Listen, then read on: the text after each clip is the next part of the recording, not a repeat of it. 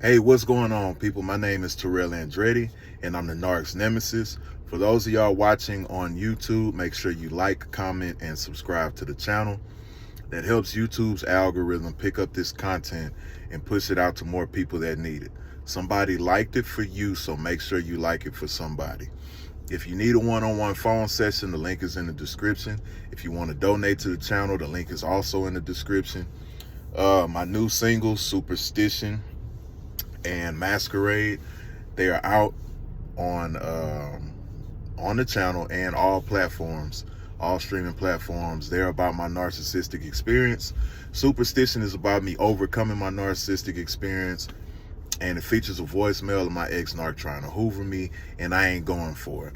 Also, Masquerade is about some time passing and my ex-narc returning, and basically her trying to pretend like she's a different person and that none of these events happen.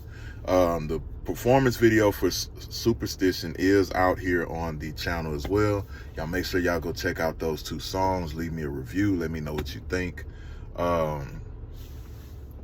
Today, I want to talk to y'all about what triggers the devalue stage with a narcissist. And there's several things that can trigger it, and I'll just touch on to me, the most important thing, because a lot of when you get devalued by somebody, you think it has everything to do with you because it's a direct attack on you. But what I've learned in life is, not even with narcissistic people, just people in general, a lot of things that people do have nothing to do with you.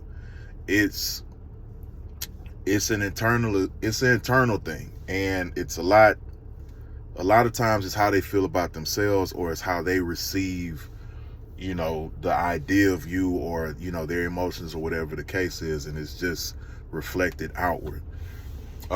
First off, what triggers the devalue stage in a narcissist is really the first time you tell them no. The first time you tell a narcissist no, that's when you interrupt their fantasy of the person that they build you up to be in their head. So you become imperfect, because the narcissist is always looking for this perfect supply, this perfect person or whatever. And then when you tell them no, you subconsciously, you destroy that idea in their head, and they want to make you pay for that, because remember, narcissists live in delusion.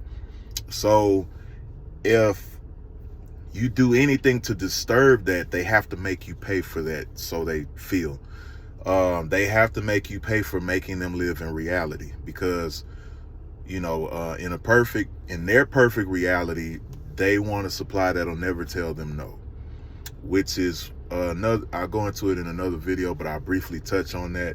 That's why in the beginning, they're constantly saying yes to everything. They're agreeing with everything. They want to go do everything. They want to participate in everything. And the reason they're doing all this in the beginning is to condition you to never tell them no, because it'll make you feel like, well, damn, they haven't told me no yet, so I can't tell them no. And then it'll become a habit, and you'll kind of train yourself. You're basically training yourself to, not stand up for yourself by not telling them no. But the major thing that triggers them, and like I said, this is my opinion, is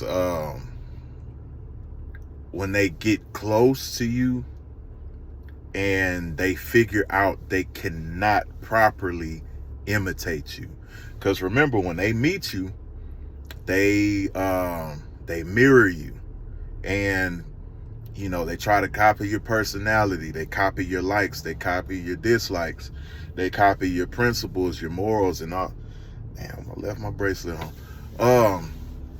They copy your principles, your morals, all that stuff, and you think you found your soulmate and all that good shit. But the thing is, like I said, what catches narcs, the way that you could kind of, spot a narc is inconsistency. Narcs do not have the ability to be consistent. That's why I tell y'all, do not worry about them going off with no new supply, or, whatever the case is, because Narcissistic personality disorder, it does not allow them to be consistent.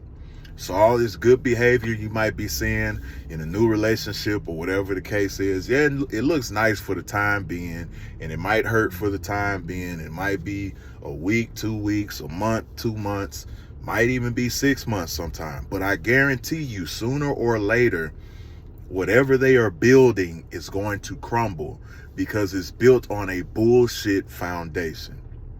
I need y'all to understand this.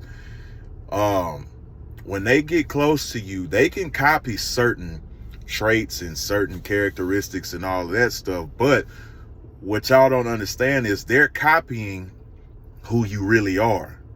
This is you on a consistent basis. You're not trying to be this person. This is who you really are as an individual. You're not trying to be nice. You're not trying to be caring. You're not trying to be genuine. You're not trying to be authentic. This is who you are. The thing is, this is not who they really are. And it takes a lot of effort for them to keep on this masquerade, because it's basically like an actor trying to stay in character.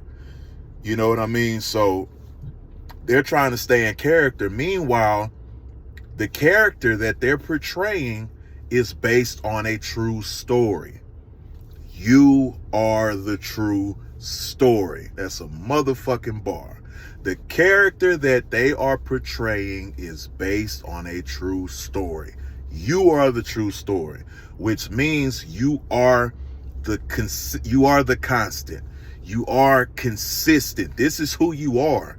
They are trying to get a part in your movie. Do you understand that? They are playing a character in your movie. They are trying to portray and they are trying to get down the part of the main character, which is you. Now, when they see that although they may have auditioned and made it past the audition and somehow got the part, that they are not truly equipped for this role. You might have got past the audition phase. They might have got past the audition phase. They might have snuck through the cracks. They might have knew somebody on the production team or fucking knew the director or whatever the case is, and they were able to gain enough insight to get the part. But there is a difference between getting a part in someone's life and maintaining it. Anybody can get a part in anybody's life. Can you maintain it? Narcissists lack this ability. Sure, they can go out and get support because a lot of them are beautiful, a lot of them are handsome, whatever the case is. But that shit only, I need y'all to understand this. Y'all need to have this kind of confidence about yourself. Looks only get you in the fucking door. At least with me, looks only get you in the door. You need to think like this as well. Looks only get you in the door. But if you have no substance, you'll get same day FedEx right out of this motherfucker. And these people most likely have no substance. Why? Because they're not truly being themselves. When you look at a movie, the best character, the best actor, whatever, it's because they have substance. They draw you to that character. They draw you to their performance. They leave you wanting more, because when you, let's say, Denzel Washington, when I watch, let's say, Training Day, American Gangster, whatever movie, The Equalizer, whatever, when I watch those movies, he's so good at his acting. I will always look at Denzel as Alonzo from Training Day. I will always look at Denzel as Frank Lucas from American Gangster. I will always look at Denzel and say, that motherfucker's really the Equalizer. Why? Because he had substance and he actually fit that You know what I'm saying? He made the role his. Narcissists lack the ability to do that because they are not constant. They are auditioning for a part in your movie, and somehow they got past the fucking audition stage. But when you seen this motherfucker start reading their lines, they stumbling over their lines. They don't, they're late for fucking table readings. They can't act worth a damn. They probably can read the lines good, but can't, perform, can't deliver. That bothers them because they can't be consistent, and they're looking at you like, how can you be this amazing person without even trying? And they fail to realize it's not because you're better than them. It's not because you have one up on them. It's not because you're competing with them. It's not because you wish them bad. It's simply because it's who you really are. And the thing that you can always count on you being the best at in this life is who you really are. Can't nobody do that better than you. Can't nobody be you better than you. Not even a carbon copy of you can be you better than you.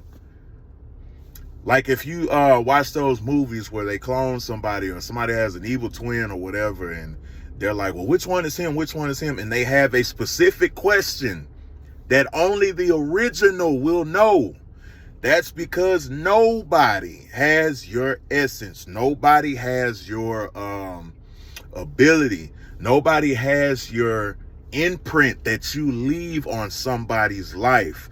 Yeah, there's a million billion people in this world, but there's only one you. And these people get close to you and they realize, damn, they don't got to try so hard to be this. They ain't got to try so hard. It's because you are who you say you are. And when they figure that out, it makes them reflect on that they had to try to act like you to even get close to the type of person that you are. That pisses them off because it shows a shortcoming. It's a reflection of a fault. It's a reflection of a deficiency that they have in their character. That is what triggers them to want to destroy you. Because you all know, can't nobody be better than them. Can't nobody be top dog around them. So they looking at you and like, I must destroy this person. It's not because you're less than. It's not because you're not a good person. It's not because you deserve less. It's simply because you are irritating their demons. It's simply because you are reflecting back to them that they ain't done the work that you have. It's reflecting back to them that they don't have the character that you do. It's reflecting back to them that they are not capable of love like you are. That pisses people off when you put a mirror in front of them and make them look at shit that they've been running from their whole lives. That can piss people off in a way that you have no idea. That shit can make people want to kill you. That's how serious it is to some people who can't face accountability. These people will kill you if they can get away with it for making them face accountability. You got to be careful. This is what triggers them to want to destroy you. Not because you're a bad person, not because you're worthless, not because not because threw my whole speech off. Not because you're not special, not because you're not one of a kind, not because you're not great. It's simply because they feel like they're not special. They feel like they're not great when they're standing next to somebody of your caliber. And that will be enough to make people act the fuck out and want to destroy you. Sometimes that can even make them ghost you.